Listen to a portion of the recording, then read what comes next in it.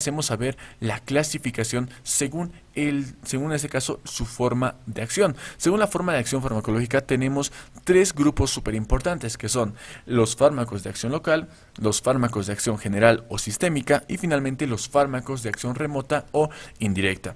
Los fármacos de acción local son aquellos fármacos que actúan en el sitio de aplicación y muy importante es que aquí no hay penetración de la circulación. ¿A qué me refiero y a qué ejemplos podemos dar de este tipo de fármacos?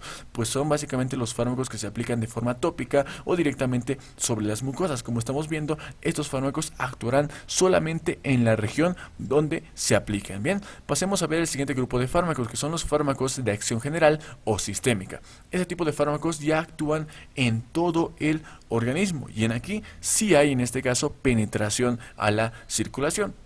Y ejemplos que podemos dar acerca de ese tipo de fármacos pueden ser básicamente los fármacos que se aplican de forma intramuscular, de forma intravenosa o incluso al suero, que lo que hacen es actuar de forma sistémica, es decir, sobre todo el organismo. Bien, y pasemos finalmente al último grupo de fármacos, que son los fármacos de acción remota o indirecta. En este caso, estos fármacos se administran en un sitio determinado, pero a diferencia de la acción local, estos fármacos tienen o producen una acción bastante lejana a donde se han aplicado. En este caso, un ejemplo puede ser básicamente un fármaco que se aplique de forma cutánea en esta región, por ejemplo, y ¿qué es lo que puede provocar? Que puede provocar una irritación en esa región, y al provocar esa irritación, ¿qué es lo que podría provocar?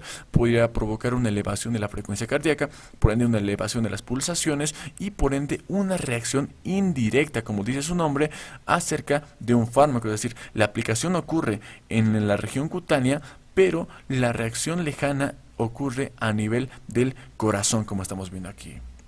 Bien, entonces así es como se clasifican los fármacos según su forma de acción. Y ahora pasemos a ver el último punto de la introducción a la farmacología, que son los efectos adversos. Existen diferentes efectos adversos, desde en este caso efectos colaterales, efectos secundarios, reacción tóxica y la intolerancia y demás que veremos más adelante. Comencemos a ver primeramente los efectos colaterales. Los efectos colaterales son aquellos efectos no terapéuticos que suelen aparecer después de la aplicación de dosis terapéuticas y que en una situación determinada son indeseables. En este caso, este tipo de efectos generalmente vienen acompañados de la aplicación del fármaco. Y un ejemplo claro puede ser en este caso la diarrea, puede ser la cefalea, puede ser el insomnio, la migraña y demás efectos.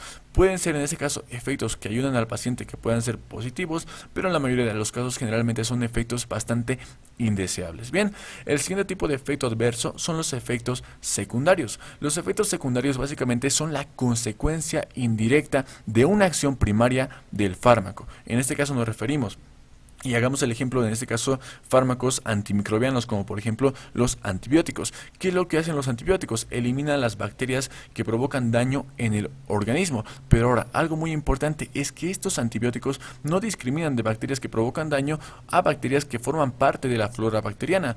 Por lo tanto, los eliminan de forma igual. Y muchas bacterias de la flora bacteriana ayudan a mantener, en este caso, una homeostasis correcta en el organismo. Por lo tanto, al eliminarlos, ¿qué es lo que podríamos provocar en este caso en el paciente? Podríamos provocar básicamente que fácilmente puedan aparecer sobreinfecciones en el mismo. Bien, estos dos efectos adversos son bastante parecidos y generalmente en la clínica es bastante difícil de diferenciarlos. Generalmente la diferenciación se hace más a nivel conceptual, como estamos viendo en este momento. Bien, pasemos al siguiente efecto adverso. El siguiente efecto adverso es la reacción tóxica. La reacción tóxica es la que ocurre cuando se utilizan dosis superiores de un fármaco a las que indica el margen terapéutico para un paciente determinado, es decir, se elevan en este caso las dosis. ¿Y qué pueden provocar en este caso fármacos en dosis elevadas? Pueden provocar, por ejemplo, en este caso hemorragia por anticoagulantes orales, en este caso administrados en dosis elevadas.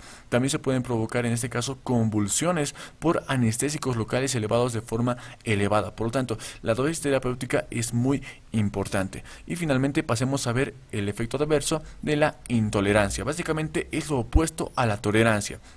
Es la aparición de efectos tóxicos característicos de un fármaco en un paciente que recibe dosis terapéuticas. Esto es bastante raro también de encontrar. En este caso, por ejemplo, aquí hablamos de que hay dosis mínimas en un paciente que se le inyectan dosis mínimas, pero estas producen respuestas bastante exageradas. Por ejemplo, aquí vemos en este caso la aplicación de una carbamazepina en un paciente, generalmente se utilizan para las convulsiones y la epilepsia, pues tendría que actuar y no tendría que dejar ningún efecto en un paciente, pero en un paciente que tiene intolerancia puede llegar a provocar la carbamazepina, incluso en dosis terapéuticas o menores a las terapéuticas, puede llegar a provocar incluso una ataxia en el mismo paciente. Bien, pasemos a ver los últimos efectos adversos, que son la idiosincrasia, la reacción alérgica y finalmente las interacciones adversas farmacológicas.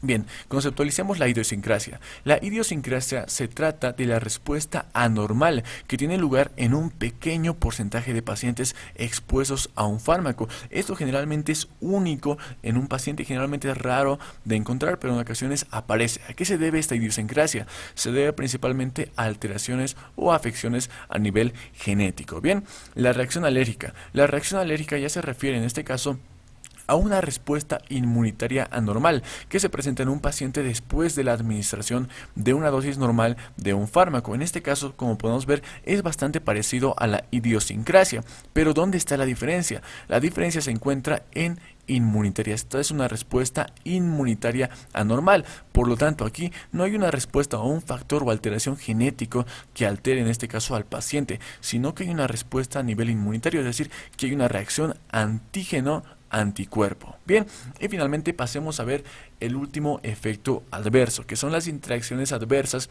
farmacológicas. ¿Y cómo conceptualizamos esta? Consisten en que al utilizar dos o más fármacos de manera concomitante, uno de ellos potencia o disminuye la acción del otro fármaco. Aquí estamos hablando básicamente de que va a haber una acción sinérgica y una acción antagonista, es decir, que el paciente que utilice dos tipos de fármacos, uno podría provocar una estimulación del otro fármaco o disminuir la acción del otro fármaco. E imaginemos que aumenta la acción del fármaco. Esto puede traer consigo una reacción adversa tóxica. Bien, es por eso que es muy importante comprender todos estos efectos adversos dentro de los fármacos. Y con esto, pues chicos, llegamos al final del video. Espero que les haya gustado mucho.